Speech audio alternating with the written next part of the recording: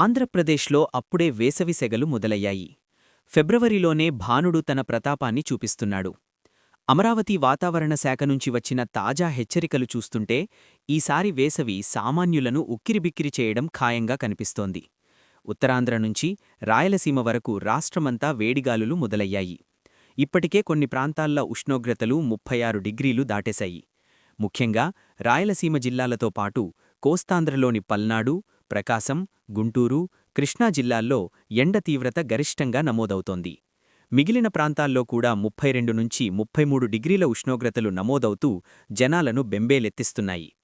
అమరావతి వాతావరణ కేంద్రం అధికారులు వెల్లడించిన దాని ప్రకారం ఈ ఏడాది సాధారణం కంటే ఎక్కువే ఉష్ణోగ్రతలు నమోదయ్యే అవకాశముంది.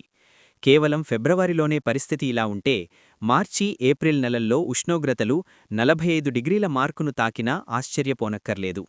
ఇప్పటికే రాష్ట్రంలోని ప్రధాన నగరాల్లో మధ్యాహ్నం 12 గంటలకే జనం బయటకు రావాలంటే భయపడుతున్నారు.